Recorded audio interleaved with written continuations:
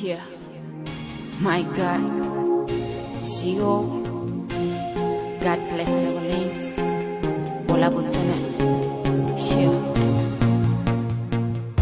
It's the 18 again, bringing us to 12:37, our time at Duma FM. More talk, more music. Now, I did say earlier on, we're going to be taking advice. We're going to be talking financial tips. This is for all of you who want to save this year. My goal is to have this amount. My goal is to have, 5 liter, 5 If that is your goal, then make sure that you are tuned in. Well, let's get straight into that discussion. So don't make sure that you are tuned in. Make sure that you are tuned in as we get straight into that discussion. Letero from Investors Paradise. All right.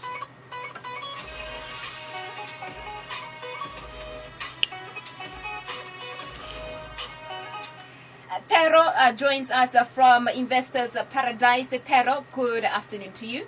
Good afternoon to you too. How you doing? I'm doing pretty well. How are you doing? I'm all right. Compliments of the season, I guess. Yeah, I guess. When do we stop saying it though? I think we should I stop. think after mid-month. I think because tomorrow is the 15th. So the moment we have money, we stop saying compliments. Okay, no, it's fine. I know some people are getting paid tomorrow, so by like keep out. Maybe la do about to buy long ba duelo ya lokamo. So let's talk money. Yeah, right? let's talk money. I mean, you are from a background you are the right person to talk to. Financial tips. You guys doing your business. What are the biggest mistakes that we make? I think it's more about the misconception of money. Oh, okay. That is to say that saving, right? Now, let me just give you a premise. In economics, you have a term called marginal propensity to save. Oh. That is to say, there's a portion of your money, which, Google it later. There's a proportion of your money which you set aside for saving. But the biggest question is, are you saving to spend or are you saving to invest? Okay, there's a difference. So there's a difference, because if you're saving to spend, then what you're just doing is that you're just perpetuating a very, very bad habit of spending money. Why don't you invest your money? Can I save to save? I think that's what I do. I save to save. So at what point are you going to spend your money? Exactly. So basically, we should develop a culture of delayed gratification. To now say that I'm putting money aside such that I'm going to invest it somewhere. So what our company does, essentially what we do, we actually provide financial education, whereby now we teach people on where exactly to see investment opportunities and where to put their money. So let's not save to spend. I know you probably want your Jimmy Choos and your red bottoms. Yes. But delayed gratification, probably 4 or 5 years after your investment has matured, then maybe you can start spending your money. Okay. So how ba madi ka go thoko yalo? Re santse go itse gore re beela madi a ka go thoko. Exactly. And go re ska ra ba madi ka go thoko yalo go a dirisa. Yeah. Esen go reka yalo a dio dingwe re a beele ka go thoko yalo a gwa ba go gongwe to invest in something. Exactly. All right. So that is a misconception, guys. We do it Today, MPS, marginal propensity to save. It's a good thing that you came, 2014. Yeah, just before people actually get paid, so they know what to do with their money, right? Because, all right. Yeah. Ha ke batla go save, okay? Let's say ke my New Year's resolution, you know. Ke batla go save.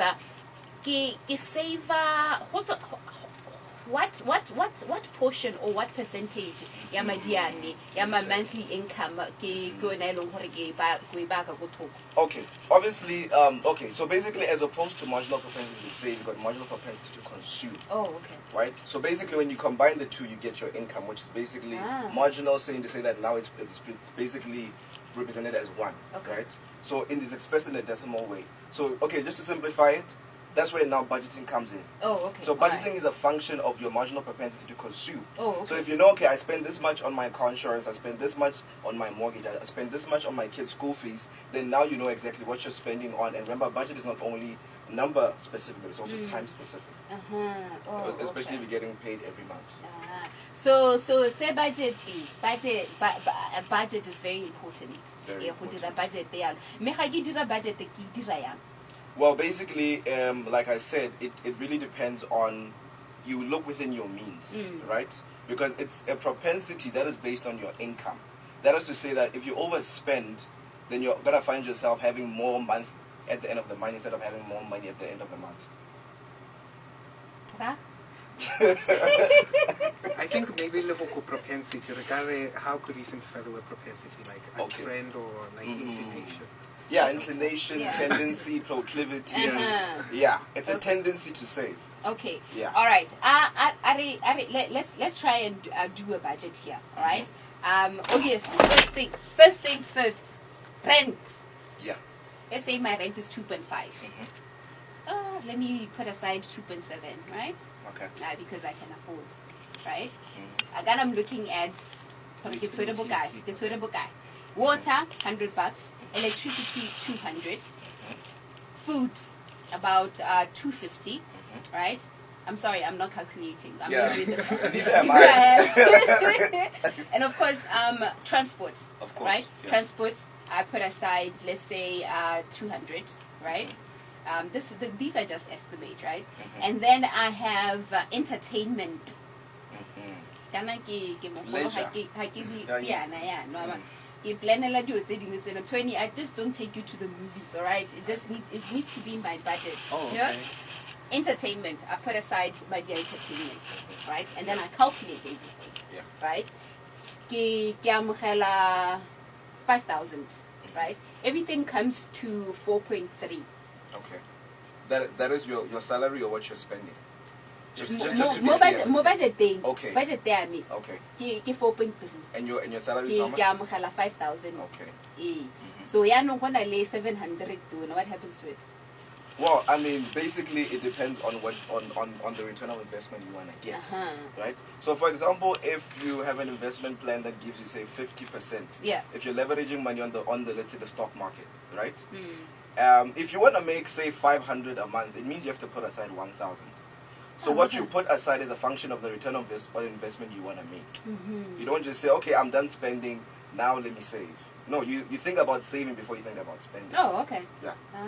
That's the philosophy that people need to have about So saving. think saving. Yes, That is the first thing. Before you spend, save. exactly. It shouldn't be an afterthought. So Jaka Ramagala 5,000 and the first thing is like we want to save 1,000, so our budget we're like, okay, we just have 4,000 to spend, and the first thing we do is save the money. Yeah, save the money. Okay. Also. Now you keep mentioning return on investment and whatnot. It's like, what is that? All right. Basically, I'm gonna make reference to the work that I do because I can only refer to myself, right? About 3 months ago, I published a book called Building Blocks to Forex Trading. Nice. Because what we do is that in our firm, we specifically teach people how to invest money in the financial markets, right? So based on how we trade, we say, okay, fine. We expect you to be making at least 50% return on investment, right? Whereas now you're just leveraging on the Forex market to say you are now making money based on the fluctuations of the change in currency prices, right? And depending on whether or not you're right, then yeah, your return on investment per month should be at least 50%. Okay, so basically, if the rand goes down, like, can you explain the mechanics? Okay, the mechanics is that you know I think yeah. So basically, what the nice thing about the financial markets, it's kind of like Uber, right? Uber makes money although it doesn't actually own the inventory, which is the cars. Okay. So what problem are they solving? They're solving market access. The same thing happens with Forex or with stocks. You can actually leverage Apple stock without actually owning it, right? So whether it goes up or down, it's Christmas every day. If you actually know when to buy and when to sell. Okay, all right, okay. Obviously, this is where you guys come in because I know nothing about stocks. All right, so saving, we have talked about that. What else should we know as the year begins here now in terms of financial tips? Yeah, well, I think apart from actually knowing saving, I would also just like to put it to people to invest in financial education, right? Because, and I have nothing against academic education. I do hope it comes through that I am partial to reading a book or two. But however, financial education is very important, especially when there's a shortfall as a result of academic education, because academic education basically teaches you or prepares you for a system that may or may not work you out of a job. Oh, okay. So then what do you do now when the very system for which you are trained doesn't give you the job you're looking for? Now you need to find an alternative way of making money, yes. right? The very same thing that Warren Buffett always says, the more you learn, the more you earn. But it depends what are you learning. Financial literacy. Alright, so ke invest yalo mo go ithuteng yalo ka finances yalo. Is it how do you finance it? Are we talking money? Are we talking stock? What are we talking about? Oh, when we're talking finance, when I actually say financial literacy, yes. right? What I just basically means is being wise on how to make money. I'm not saying go and get an MBA or get an accounting degree. I was about to do that. Right? Yeah, but just get in touch with the right people that can actually teach you, like, and of course I'm going to keep on referring to myself and to our firm, because that's what we do. We provide financial education, right? So we teach people actually how to invest their money, where to put their money, where to see trading opportunities also. So the trick is, yes. I sit here for 4 hours, Monday to Friday. I need to be making money. Exactly. Creating a system of passive income. As you're sitting here, it's possible for you to be making money while you're talking to me. And I'm guessing all these tips are in your book. Exactly. And where can we find the book and what is the book? Okay, so the title of the book is Building Blocks to Forex Trading. We recently published it, so I do believe that by the end of this month it will be in all major bookstores. Yeah. But you can find it at UB Library and also at the Ministry of Youth, Sports and Culture. Yeah. All right.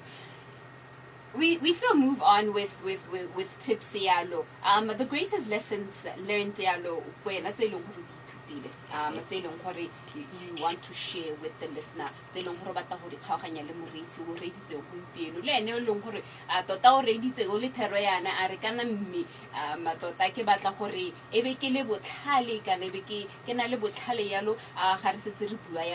Financial literacy I mean, you're investing in financial literacy.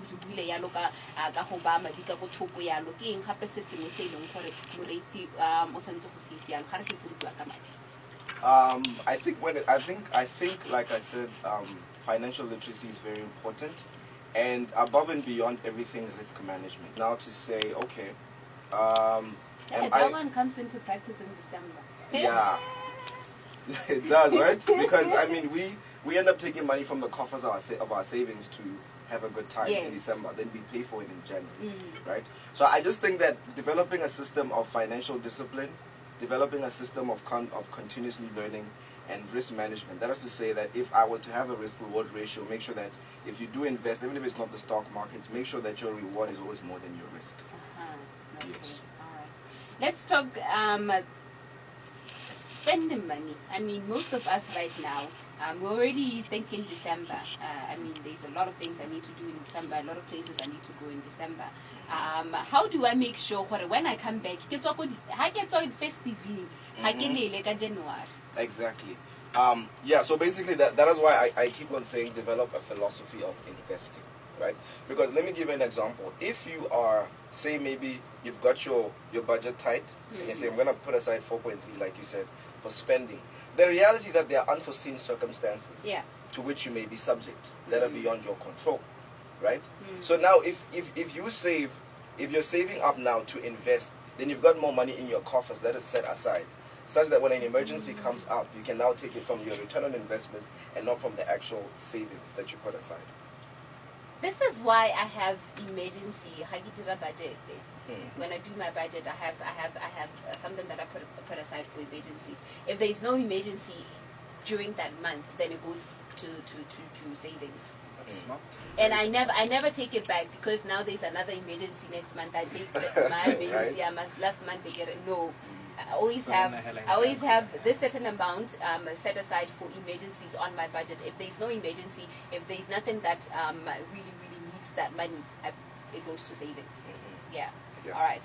Pero, Investors Paradise. Yes. Let's talk briefly about your company and tell us a little bit what we already have an idea of what you guys do, but tell us a little bit about what you do.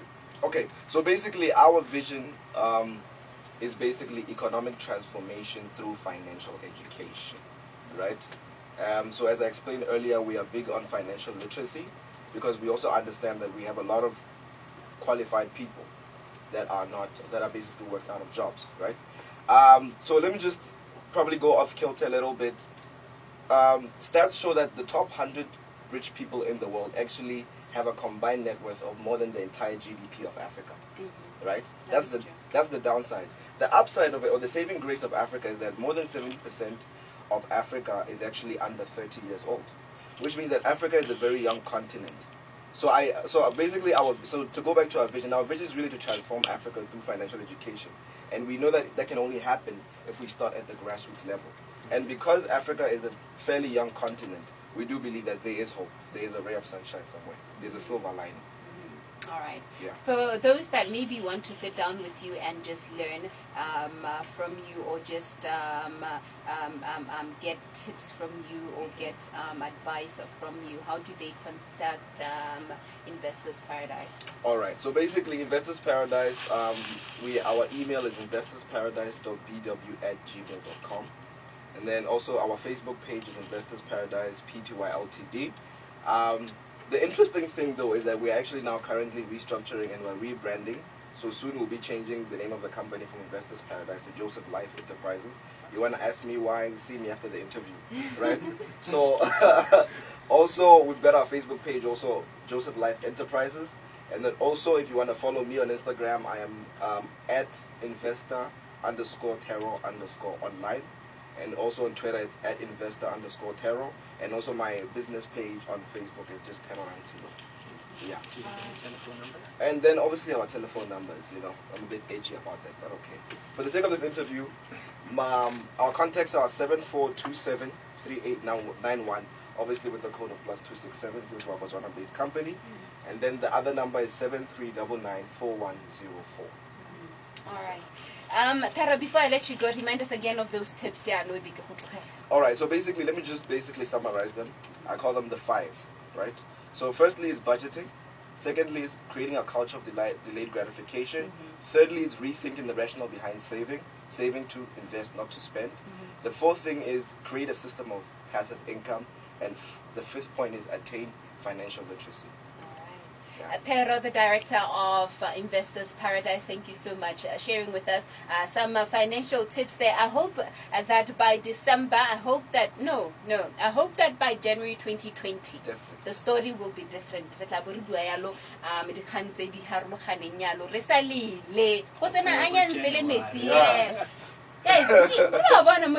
the only thing you have that is bad. Never. Like, no, we need to improve our lives, and we need to do better by our lives, by ourselves. We need to do better. All right, Tero, thank you so much for your time. Thank you so much for having me. All right, thank you. Okay. Yeah. My God. CEO. God bless our lanes. Bola Botswana. Yeah.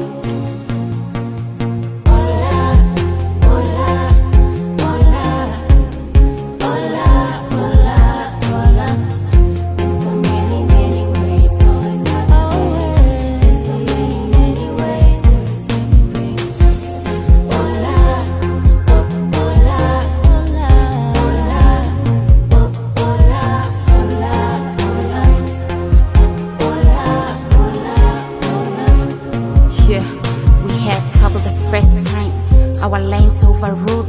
The first elders had to point out what to do. Even when they heard to travel in the boats, they came back without peace. We're celebrating our lanes.